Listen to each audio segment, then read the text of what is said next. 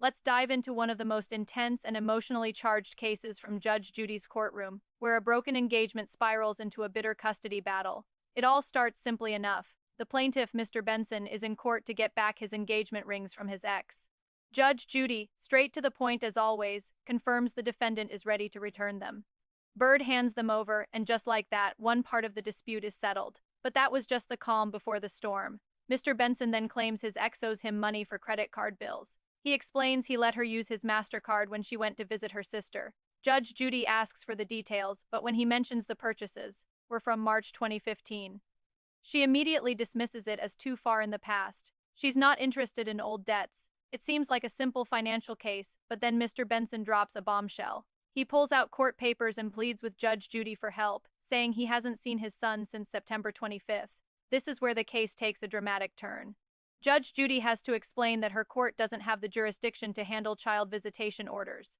Mr. Benson is frustrated, explaining that he's tried to have his ex served with court papers for visitation, but she's been avoiding him, even quitting her job. He's at his wit's end. Judge Judy can't legally intervene in the custody issue, but she can offer some powerful advice.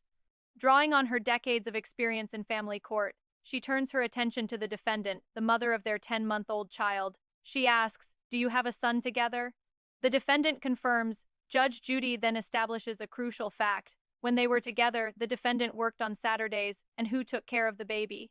The father, Mr. Benson. Judge Judy lays it out for her in no uncertain terms. She tells the mother that eventually a judge will grant the father visitation. The fact that she trusted him to care for their infant when it was convenient for her completely undermines any claim she might now make that he is a danger to the child. Judge Judy explains that her own actions prove she found his behavior appropriate.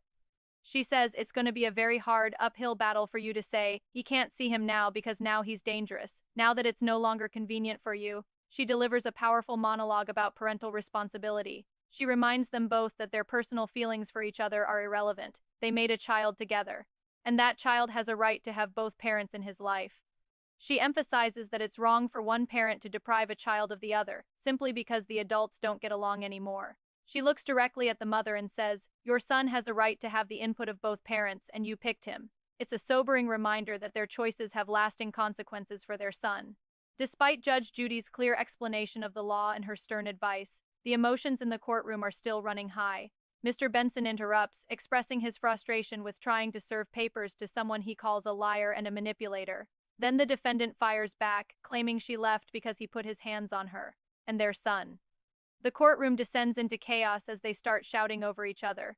Judge Judy has had enough. She orders Bird to stand between them and threatens to throw them both out. She repeats firmly that she has no jurisdiction over visitation. She's given her expert opinion based on a quarter of a century in family court and makes it clear that any experienced judge will likely say the same thing.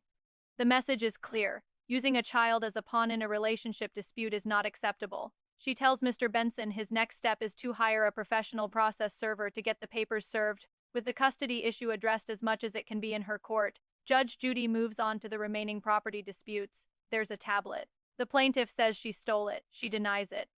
Judge Judy asks if the tablet belongs to him. The defendant admits it does. With a simple nod, Judge Judy has Bird retrieve the tablet and hand it over to Mr. Benson. Another dispute solved in seconds. Finally, they address the last item, the defendant's dining room table, which is still at the plaintiff's house. Judge Judy asks him if he has it, and he confirms. She quickly sets the terms for its return. The defendant has 5 days to arrange pickup. Judge Judy anticipates more conflict and proactively sets the rules. The defendant must give notice, and she recommends getting a police standby to ensure everything goes smoothly. The plaintiff insists on being present, and Judge Judy agrees, making it clear that the defendant must be there to identify her property. With that, all the issues within her jurisdiction are resolved. Judge Judy looks at them both and says, "We're good. Case closed." This case is a classic example of how Judge Judy cuts through the drama to get to the heart of the matter.